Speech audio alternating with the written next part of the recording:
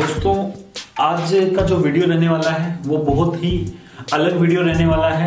आज हम जानेंगे एक कंपनी के ऊपर, एक कंपनी का स्ट्रगल जानेंगे। आज हम जानेंगे कि कैसे गवर्नमेंट की जो वो है, क्या बोलते हैं, जो ढीलापन है, जो एक तरीके से हम बोल सकते हैं, जो गवर्नमेंट का सीरियस ना लेना डायरेक्ट सेलिंग इंडस्ट्री को, उसका जो अंजाम है, कैसे एक कंपनी को भुगतना पड़ सकता है, और उन सब चीजों के बावजूद कैसे वो कंपनी जो है वो कभी भी बैक डाउन नहीं करती, वो कंपनी हार नहीं मानती। वो कंपनी का सब कुछ लुट जाने के बावजूद भी वो कंपनी बोलती है कि मेरा सब कुछ भी लुट गया, लेकिन मैं उसके जो लोग थे वो उसके साथ जुड़े रहे, जिसकी वजह से उसने सब कुछ दोबारा पा लिया और आज वो कंपनी दोबारा से स्टैंड हो रही है। तो दोस्तों, ऐसी एक कंपनी की बात करेंगे, ऐसी करेजियस कंपनी के ऊपर आज हम बात करेंगे। क्योंकि आपको पता है हमारे साथ प्रॉब्लम क्या है कि हम डायरेक्ट सेलिंग इंडस्ट्री के अंदर तो काम कर रहे हैं, अलग अलग कंपनियों के अंदर, सबकी अलग यार हजारों कंपनियां हैं। मैं ये नहीं कह रहा कि मैं क्या बोलते हैं, इस कंपनी जिसका हम रिव्यू करेंगे, मैं कह रहा हूँ ये अच्छी, मैं कह रहा हूँ हजारों कंपनियां हैं जो अच्छी कंपनी है, जिनमें लोग काम कर रहे हैं, और उन कंपनी में लोग काम जो कर रहे हैं उनको भी नहीं पता कि यार क्या हुआ है, हमारे किन लोगों का त्याग, किन लोगों का बलिदान, मैं एक तरीके से बोलना चाहूंगा कि किन लोगों ने अपना सब कुछ लगा दिया सो डैट कि इस इंडस्ट्री में जितने भी लोग हैं उनका फायदा हो सके। गवर्नमेंट अपने दिमाग खोले, गवर्नमेंट इस इंडस्ट्री को जाने, इस इंडस्ट्री के लिए लॉ लेके आए, इस इंडस्ट्री के लिए गाइडलाइंस लेके आए, तो वो कंपनी उसका स्ट्रगल जानेंगे पूरा का पूरा कि कैसे किया उस कंपनी ने ये सब कुछ। तो दोस्तों, जिस कंपनी की मैं बात कर रहा हूं उसके बारे में हर डायरेक्ट सेलर को पता होना चाहिए कि यार क्या है उस कंपनी की स्टोरी। और ये जरूरी इसलिए है दोस्तों, अगर मैं आपके सामने बताना चाहूं कि क्यों मैं इस कंपनी के ऊपर वीडियो बना रहा हूं, क्योंकि मैं बहुत बार अपने कमेंट सेक्शन में देखता हूं कि लोग मेरे से पूछते हैं सर आरसीएम का रिव्यू करो, सर आरसीएम के बारे में बताओ, और नीचे बहुत सारे लोग जिनको क्या तो एजुकेशन नहीं है या वो गधे हैं, नीचे कमेंट लिखते हैं, अरे आरसीएम वो कंपनी जो भाग गई थी, अरे आरसीएम वो कंपनी ये तो पहले भी भाग चुकी है। हाँ, इस तरीके की जो फालतू की बातें करते हैं, जिनको नहीं पता एग्जैक्ट स्टोरी क्या है। तो मैं आज आप लोगों के साथ वो स्टोरी, वो एक कंपनी का अगर मैं बोलूं तो एक ये स्टोरी नहीं है एक्चुअल में, ये सिंपल स्टोरी नहीं है जो कंपनी की, जो मैं आपके साथ शेयर करने वाला हूं। मैं आप लोगों के साथ अगर शेयर करूं तो मैं उस कंपनी की द स्टोरी ऑफ अनफ्लिंचिंग करेज जो है वो मैं आपके साथ शेयर करना चाहूंगा। किसकी? दी आरसीएम।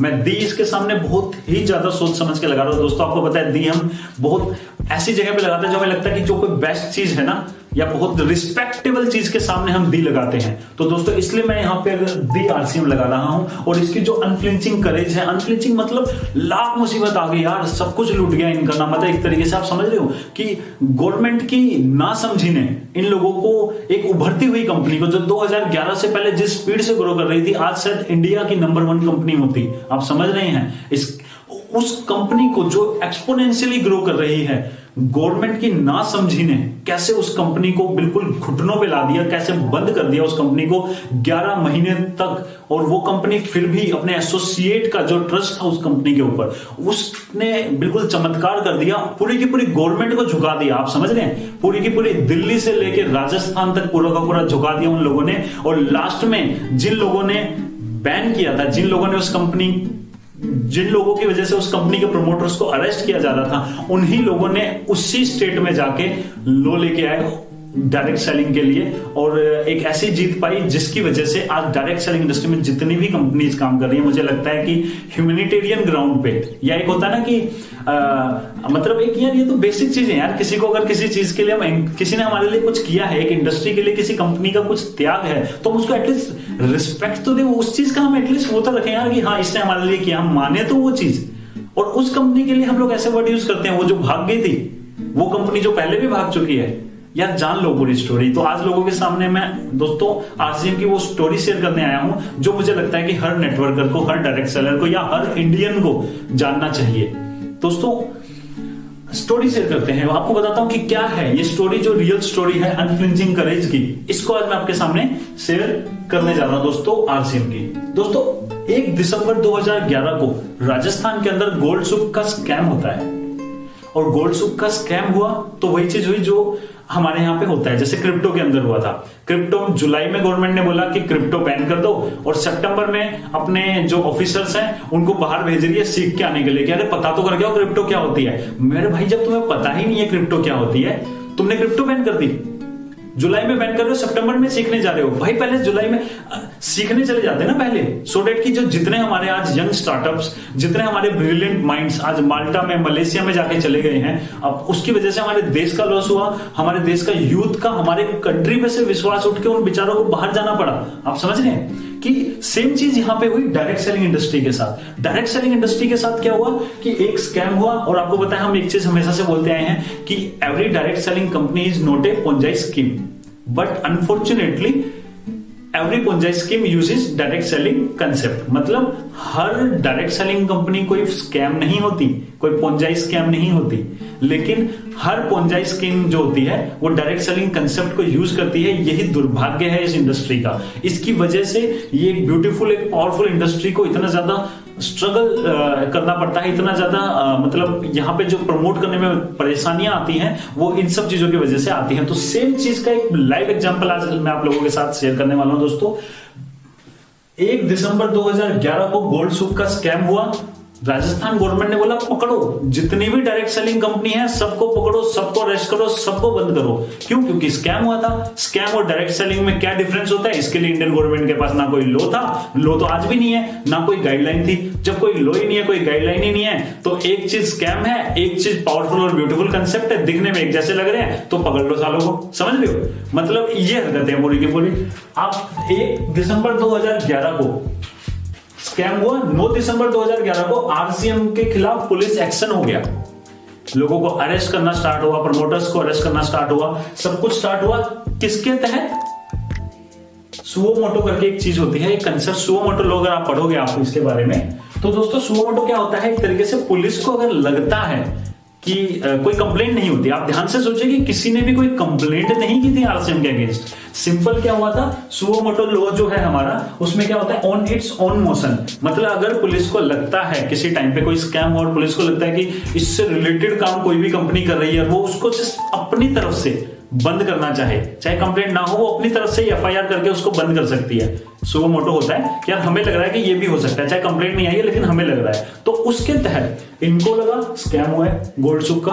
हमें लग रहा है जितने भी डायरेक्ट सेलिंग कंपनी है वो भी ऐसी ही होती हैं जो लीगल तरीके से काम कर रही है, और लीगल उस समय कुछ होता ही नहीं था क्योंकि ना गाइडलाइन थी ना लॉ था, तो क्या है सबको पकड़ना शुरू कर दिया। 2011 9 दिसंबर को आरसीएम के पुलिस एक्शन हुआ, सबको पकड़ना बंद कर दिया।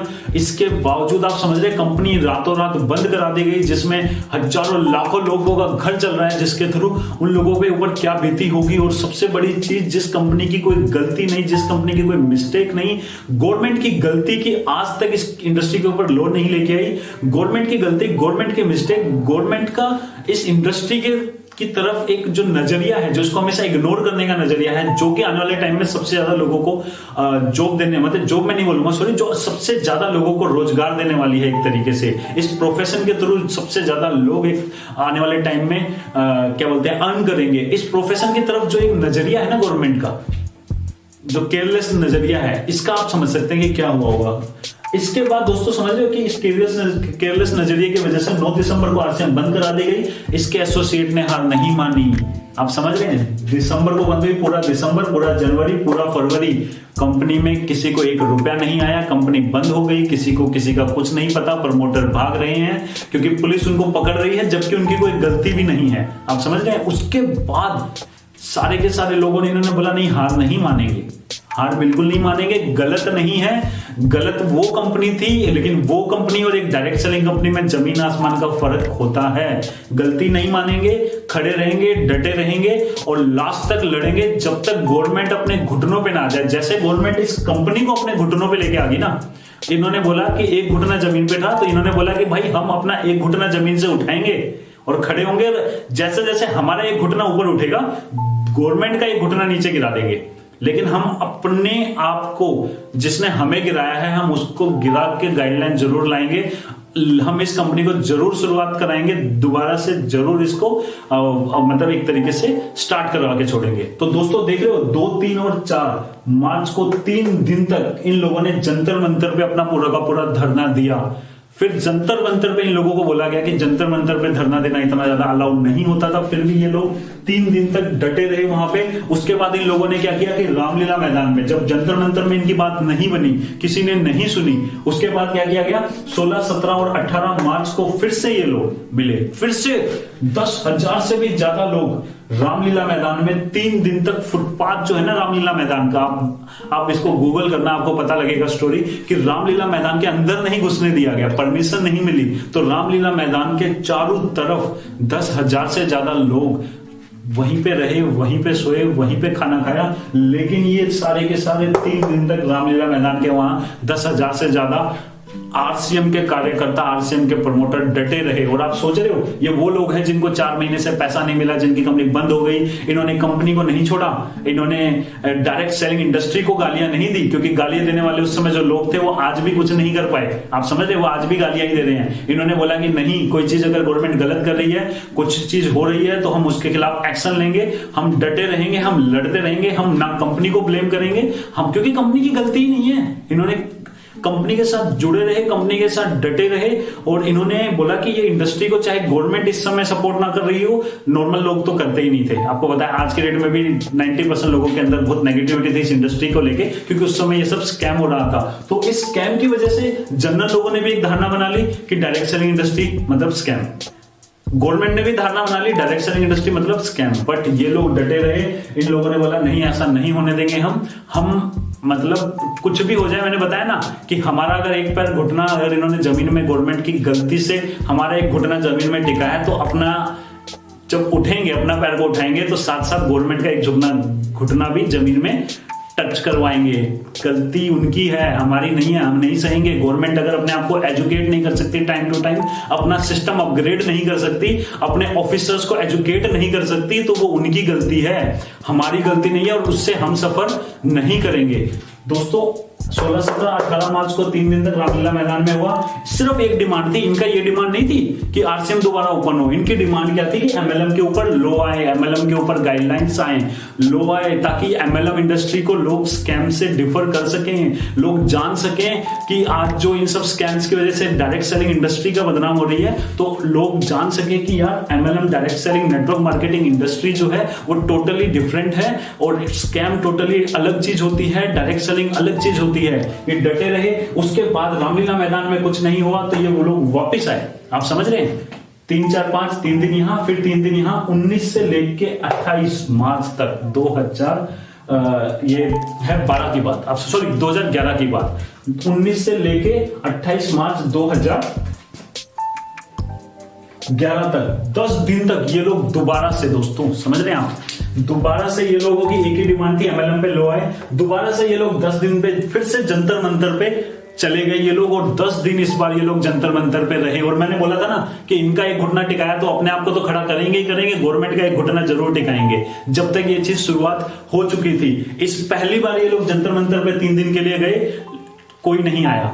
दूसरी बार ये 3 दिन के लिए रामलीला मैदान गए, 10,000 से ज्यादा लोग इकट्ठे हुए, कोई नहीं आया। लेकिन जब इस बार ये दोबारा से गए 10 दिन के लिए, जंतर मंतर पे डटे रहे, तो उस समय प्रकाश जावड़ेकर जी, शहनवाज हुसैन जी, अर्जुन राम मेघवाल जी, जो उस समय के एमपी थे, ये सारे के सारे ना मेंबर ऑफ पार्लियामेंट थे, इंदर सिंह नामधारी जी, जो ये सारे के सारे बड़े बड़े नेता, अगर समाज सेवी की बात करो तो मेधा पाटकर जी, ये सारे के सारे लोग मिले आरसीएम के कार्यकर्ताओं से। इन्होंने इनसे पूछा कि भाई आप लोग यहाँ पे बैठे हो, क्या है, होता क्या है? तो इन लोगों ने एक्सप्लेन किया कि ये प्रॉब्लम है, गवर्नमेंट ने हमारी कंपनी के ऊपर अगेंस्ट एक्शन ले लिया, हमारे डायरेक्ट सेलिंग कंपनीज के ऊपर एक्शन ले लिया, जबकि स्कैम और डायरेक्ट सेलिंग इंडस्ट्री में जमीन आसमान का फर्क होता है। गवर्नमेंट की गलती, गवर्नमेंट की एक केयरलेसनेस की सफर कर रहे हैं हम सारे के सारे लोग। लाखों लोग जो आरसीएम के अंदर अर्न कर रहे थे, लाखों लोग जो आरसीएम में बता रहा हूं एक्सपोनेंशियल ग्रो कर रही थी, उसी एक ऐसी कंपनी जो ऐसे ग्रो कर रही है, आप उसको सीधा 0 लेवल पे ले आओ। आप समझ रहे हैं उनका पेन?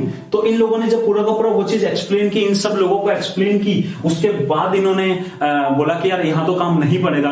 किया किसने है ये सारा का सारा? राजस्थान गवर्नमेंट ने। वहीं चलो, अब तो वहीं जाएंगे, उनके गढ़ में बैठेंगे और वहीं से लोग निकलवा के छोड़ेंगे। तो इन्होंने क्या किया, 7 मई 2012 को, अब 12 आ चुका था, आप समझ रहे हैं, 11 से स्टार्ट हुआ था 9 दिसंबर से, अब आ गया 7 मई 2012 से लेके 7 अक्टूबर 2012 तक। दोस्तों ये होता है 5 महीने, 5 महीने इन लोगों ने उद्योग मैदान जयपुर के अंदर, आप समझ रहे हैं, 5000 से ज्यादा आरसीएम के प्रमोटर, 5 महीने तक आप सोच रहे हो कि 5000 से ज्यादा आरसीएम के प्रमोटर एक मैदान में डटे रहे।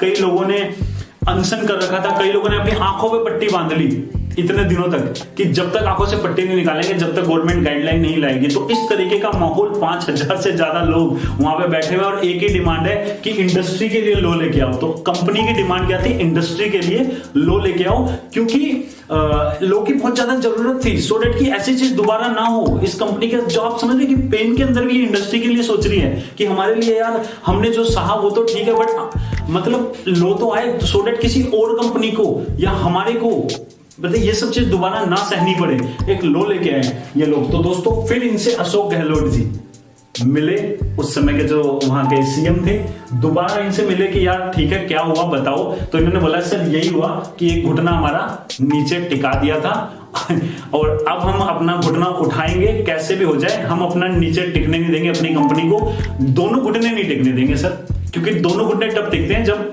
प्रमोटर भी हट जाए, सब हट जाए, तो वो नहीं होने देंगे सर हम लोग। आपकी गलती से हम बहुत सह चुके, लेकिन हम हार नहीं मानेंगे क्योंकि हम सही हैं।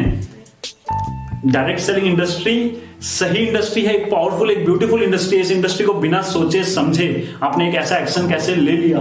5 महीने के बाद आप दोस्तों समझ रहे उद्योग मैदान में इनका क्या स्ट्रगल रहा होगा इस कंपनी का। उसके बाद अशोक गहलोत जी ने 5 अक्टूबर 2012 को राजस्थान गवर्नमेंट ने गाइडलाइन इशू की, राजस्थान गवर्नमेंट इशूड गाइडलाइंस। आप समझ रहे हैं कि स्टोरी देखो अपना कहां से स्टार्ट हो रही है, पूरे के पूरे 11 महीने। आप समझ रहे हैं कि 1 दिसंबर 2011 से लेके 5 अक्टूबर 2012 तक अप्रोक्सीमेटली 11 महीने का स्ट्रगल। 11 महीने तक लोगों के पास पैसा नहीं आया, लोगों का घर नहीं चल रहा है, लोग लेकिन डटे हुए हैं अपनी कंपनी के साथ, और लोग कह रहे हैं कि मतलब नहीं गिरने देंगे अपनी कंपनी को दोबारा से उठा के छोड़ेंगे। और इस समय क्या हुआ, अब आप समझ रहे हो, इस समय क्या हुआ कि इस कंपनी की वजह से, ये सारे के सारे स्ट्रगल की वजह से 2012 को 5 अक्टूबर को राजस्थान गवर्नमेंट फर्स्ट टाइम अपनी गाइडलाइन इशू करती है, और कंपनी 7 तारीख को वहां पे धरना खत्म करती है, और 8 तारीख से कंपनी अपने ऑपरेशन स्टार्ट करती है। तो दोस्तों आप समझ रहे हैं, ये है इसकी करेज। और इसलिए मैं बोलता हूं कि दी आरसीएम कि दोस्तों स्टोरी ऑफ अनफ्लिंचिंग करेज, कि हमें जानना चाहिए यार, हम किसी भी इंडस्ट्री में हो, किसी भी कंपनी में काम कर रहे हो यार, जानो तो किसी को, सो डेट कि हमें पता तो हो, हम तभी तो एजुकेटेड कहलाएंगे। हम इंडस्ट्री के बारे में ये नहीं जानते कि यार किसका क्या रोल है इस इंडस्ट्री के अंदर, और हम लोग डायरेक्ट सेलिंग के अंदर काम कर रहे हैं, तो हमें पता होना चाहिए ये सारी की सारी चीजें। और आप खुद सोचो कि इकलौती ऐसी कंपनी, आप समझ रहे हैं, जो डटी रही, जिसकी वजह से लो आए 2012 के अंदर, और यही आगे जाके 2016 के अंदर फिर पूरे इंडिया लेवल पे लो लेके आया गया, मतलब गवर्नमेंट के द्वारा। तो दोस्तों ये पूरा का पूरा स्टोरी है कि 11 महीने ये कंपनी भागी नहीं थी। और मैं आपको एक चीज और बोल देता हूं, जो फालतू की बकवास करते हैं ना कि आरसीएम भाग गई थी, या ये वो कंपनी है जो एक बार भाग चुकी है पहले भी, उन लोगों के मैं बताना चाहूंगा कि इकलौती ऐसी कंपनी है जो खड़ी रही। यही एक ऐसी कंपनी है जो कभी नहीं भागी, जो मैदान छोड़ के भागी ही नहीं, जो सामने आ गई और बोला कि हम लड़ेंगे गवर्नमेंट से, और हम अपनी कंपनी को दोबारा उठाएंगे और गवर्नमेंट के घुटना नीचे टिका देंगे, लेकिन गाइडलाइन जरूर लेके आएंगे। और ये गाइडलाइन लाना ना दोस्तों, यही था इस कंपनी की अचीवमेंट। इस इंडस्ट्री के लिए इस कंपनी का जो ये योगदान था, ये योगदान हम लोगों को नहीं भूलना चाहिए। हम किसी भी कंपनी में काम कर रहे हो, हम या काम ना कर रहे हो, हम एज ए इंडियन ना, हम लोगों को इस कंपनी को हमेशा थैंक्स बोलना चाहिए कि यार इसका जो रोल है वो बहुत इंपॉर्टेंट है डायरेक्ट सेलिंग के लिए। डायरेक्ट सेलिंग के अंदर जो लोग हैं उस चीजों को, इस चीज को जरूर हमेशा अपने दिमाग में रखना चाहिए। तो दोस्तों आज का वीडियो यही था, आप लोगों के साथ मैं शेयर कर सकूं आरसीएम की स्टोरी, और आपको बता सकूं कि कैसे अगर आप सही हैं और आपके लोग आपके साथ हैं, तो आपको चाहे आपके अगेंस्ट पूरा देश हो जाए, चाहे पूरे देश की गवर्नमेंट हो जाए, लेकिन अंत में जीत आपकी ही होगी, बशर्ते आप सही हो। तो दोस्तों थैंक यू। अगर आपको ये वीडियो अच्छी लगी तो इसे आप ज्यादा से ज्यादा शेयर कीजिएगा, सो डेट की आरसीएम की जो स्टोरी है वो हर इंडियन को पता लग सके। थैंक यू दोस्तों, बाय बाय, टेक केयर।